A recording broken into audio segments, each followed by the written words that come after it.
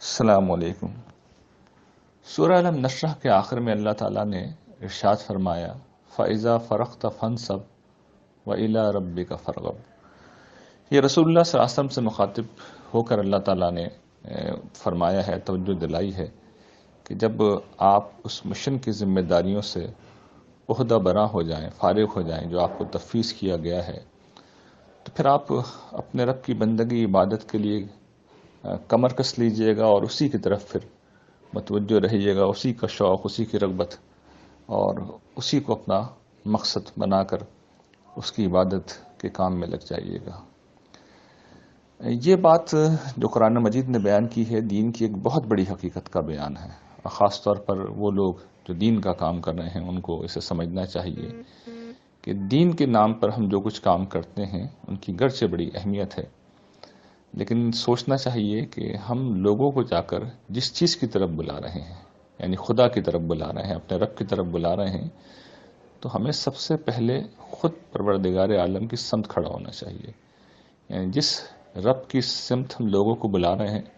ہمیں خود بھی وہاں کھڑا ہونا چاہیے، اور اس کا طریقہ خدا کی عبادت، خدا کی بندگی، خدا کی یاد اور خدا کی رضامندی کے حصول کے لیے وہ اعمال کرنا ہے جو عام طور پر نوافل اعمال کہے جاتے ہیں، یعنی فرض کے علاوہ جو اعمال، جو چیزیں مطلوب ہیں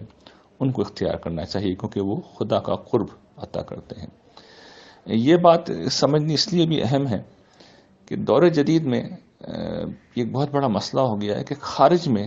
دین کے نام پہ جو کچھ لوگ کرتے ہیں اس کی اتنی اہمیت ہو گئی ہے کہ لوگ اپنا اور اپنے رب کا تعلق بھول چکے ہیں۔ تو اس کام کو کرتے ہوئے بھی اس تعلق کو یاد رکھنا چاہیے، یعنی کبھی یہ کام کر رہے ہوں اور جو تھوڑے عرصے کے لیے ہم کرتے ہیں تو ہمیں اپنے رب کو اس دوران میں بھی یاد رکھنا چاہیے، اور بیشتر وقت جب ہم وہ کام نہیں کر رہے ہوتے تو بدرجہ اولا اپنے رب کو یاد رکھنا چاہیے۔ اور اس میں ایک دوسری بات ان لوگوں کے لیے ہے جو عام دنیا دار ہیں۔ دنیا دار سے مراد یہ ہے کہ دنیوی کام کرتے ہیں، یا یہ کہ اپنی جاب کریں، ملازمت کریں، چاہے وہ دیندار لوگ ہوں، چاہے وہ نصرت دین کا کام کرنے والے لوگ ہوں، کہ جب بھی وہ اپنے اس کام سے فارغ ہوں انہیں رب کی طرف رغبت اختیار کرنی چاہیے، اس کا رخ کرنا چاہیے، اس کی عبادت، اس کی بندگی میں وقت لگانا چاہیے، اس لیے کہ یہ چیز ایک بہت بڑے خیر کا سبب ہے۔ اور وہ خیر کیا ہے کہ پروردگار عالم کے ہاتھ میں ساری بھلائی کا گویا کہ خزانہ ہے، اس کے پاس وہ ہر فیض کا منبع ہے، ہر خیر کا سرچشمہ ہے۔ تو جو آدمی اس کی طرف متوجہ رہتا ہے اس کی دنیا اور آخرت دونوں سنور جاتی ہے۔ تو ان تمام پہلوؤں سے خدا کی بندگی، خدا کی عبادت اس کی بڑی اہمیت ہے اور اس کا ہمیشہ اہتمام کرنا چاہیے۔